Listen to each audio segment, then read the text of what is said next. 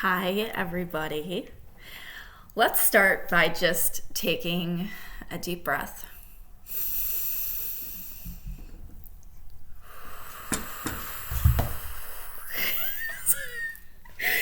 My cat just stole the chicken off of my plate. That's what I get for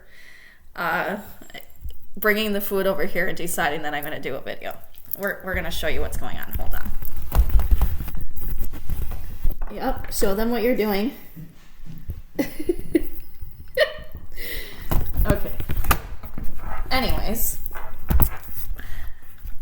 I just got this insight and inspiration to just to hop on and share some things, because I've been contemplating a lot the last couple days again, and there's so much that I could talk about.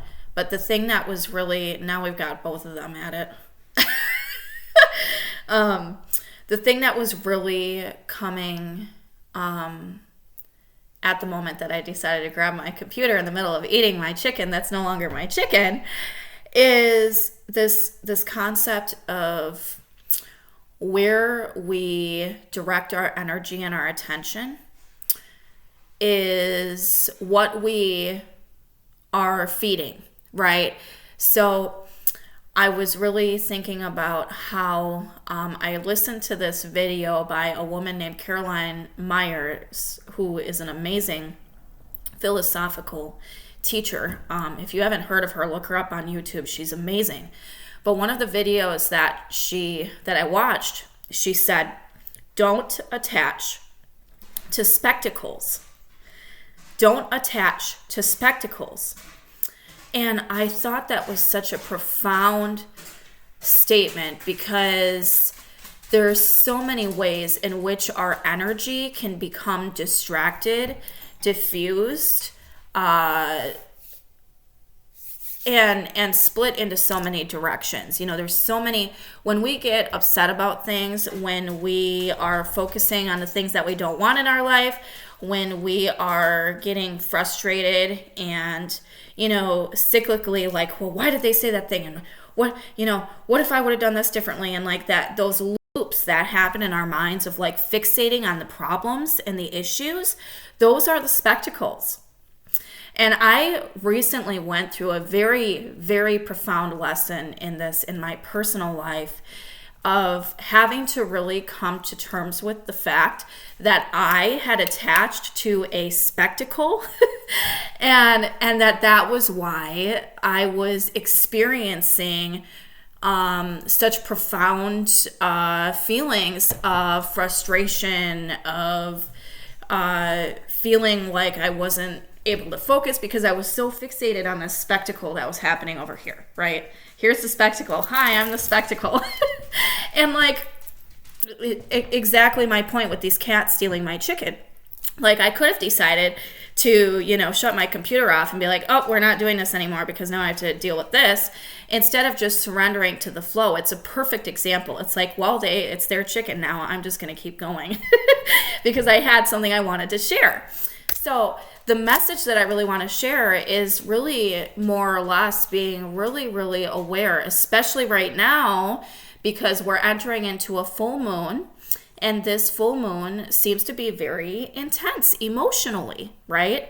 There's a lot of, like, just in the communities that I dwell in and the people that I am in contact with, and even my own beingness, there's been a lot of intensity as we get closer to the full moon, which is technically on Monday.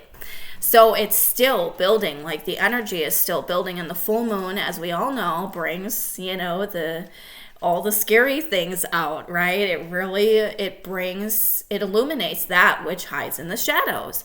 And so we may be feeling extra sensitive, extra frustrated, extra irritable, whatever it is. But see, the thing is when we get to that space, like, there's nothing wrong with having those emotions, but we don't have to attach to them, and we don't have to attach to the noise that's being created by these situations and circumstances that could be, here I am attaching to a spectacle cat. Look at, he's thinking about eating my rice now. And they just left the chicken to sit on the table. Are you guys going to eat that?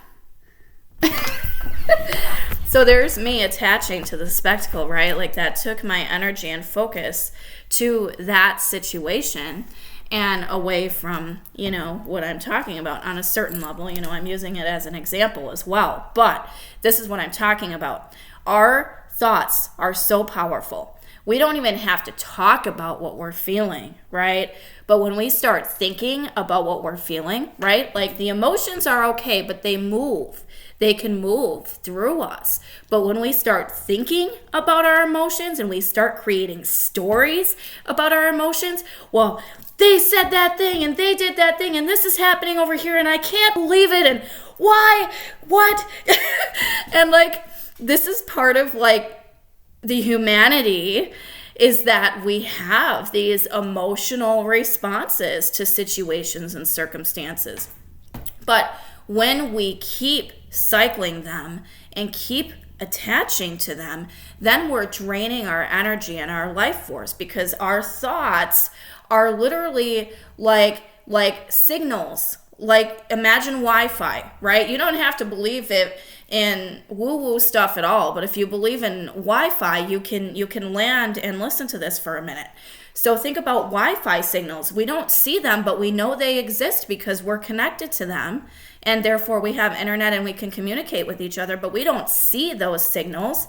But there's signals happening all the time in our minds.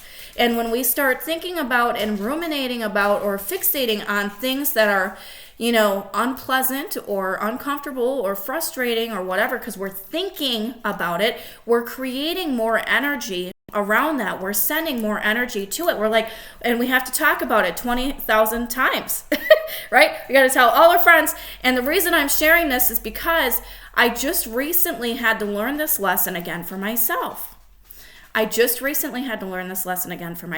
I really am not I really am not a drama person. I really am not. However, I found myself getting into that energy. And so I've been really aware of what I'm thinking about. What am I feeling? What stories am I creating about what I'm feeling? Because here's the thing. Our feelings are not, we don't have to attach to them. They are not necessarily our truth. They're just energy and sensations moving through our bodies. But when we attach stories to those feelings and emotions, we perpetuate the situation and circumstances even longer than if we just drop back and just be with it, not telling stories, but just being with it. And I'm so grateful to have really learned and embodied this practice this year, really landed it in my body, and understanding, okay, I'm getting a little heightened, I'm getting, circled up into a story, and I'm creating, because it's really never about the things that are going on around us. The only thing that we can truly manage is ourselves and how we are being. All of the chaos can be going on all around us. All of the chaos. The people can be doing the things, saying the things all around us. But what matters most is how are we being about it? How are we moving through it? All right. I think that's all I wanted to share. Thank you guys for watching. Have a beautiful evening.